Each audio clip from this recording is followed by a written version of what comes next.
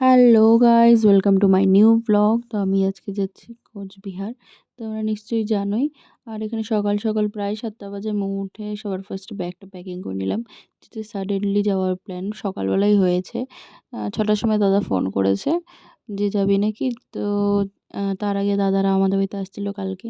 তো এখান থেকে কালকে একদিন থেকে তারপরে কালকে বিকালে গিয়েছিলো একটু পিসি বাড়ি, ওরা ওখানে আছে। ওখান থেকে আমাকে বলছিল কালকে যাওয়ার সময় যে যাবি নাকি, গেলে বলিস।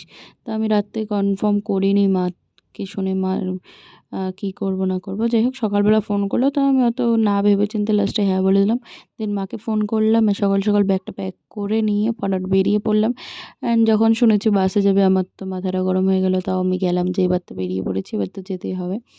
যাই হোক, আর বুনুকে 2-3 দিন আগে থেকে বলেছিলাম তুই যদি যাস তাহলে ব্যাগ প্যাকিং রাখবি, আমি ফোন করবো, তুই চলে যাবি।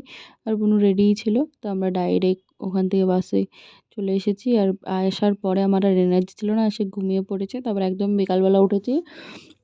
আর এখানে প্রচণ্ড ঠান্ডা, এখানে আগুন তাপাচ্ছি আর দাদা আমার ক্যামেরার মধ্যে হাত দিয়ে দিচ্ছে, যে জ্বালাচ্ছে আমাকে এই ছেলেটা। তারপরে এসে একটু আগুন তাপানোর পর বুনু এখনও ঘুমিয়ে আছে, ওর এখনও শরীরটা ক্লান্ত আছে, যেহেতু আমরা বাসে চড়ি না তাও উঠেছি।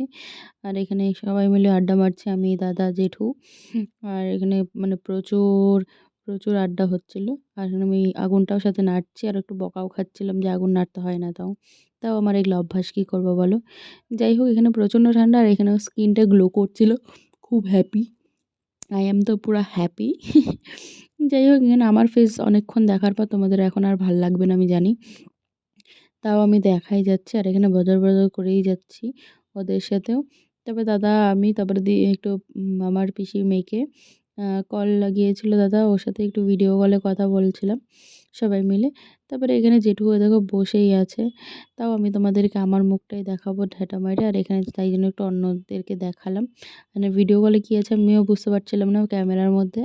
যাই হোক, অনেকক্ষণ পরে তারপরে রাত হয়ে গেল, সবাই চা টা খেয়ে। এবার আমাদের তো রাত হয়ে গেলে আর ভাল লাগে না, এদিকে তো সবাই তাড়াতাড়ি ঘুমিয়ে পড়ে, আর এদিকে দেখো তো অন্ধকার চারিদিকে, খেলে তো দেখা যাচ্ছে না। তাও আমি, বুনু, দাদা সবাই বেরিয়ে পড়েছি একটু, যেহেতু আমরা আসছি বলে ওরা বাইরে আড্ডা মারছে, নাহলে তো দাদা দাদা বন্ধুদের সাথে আড্ডা মারতে চলে যায়।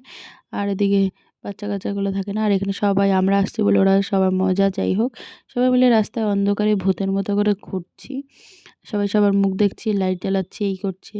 আমাদের তো আর কোনো কাজ নেই, যেহেতু সন্ধ্যাবেলা হলে আমাদের আর ওরা হচ্ছে হাঁটু পাড়ে প্রায় ঘুমিয়ে পড়বে 7টা 8টা বাজলে। তাও আমাদের জন্য বেচারারা অনেকক্ষণ দাঁড়িয়েছিল। তারপরে একটু বাইক করে ঘুরে এসে বাড়িতে এসে ঘুমিয়ে পড়েছে। আজকের জন্য এতটুকুই ব্লগটা।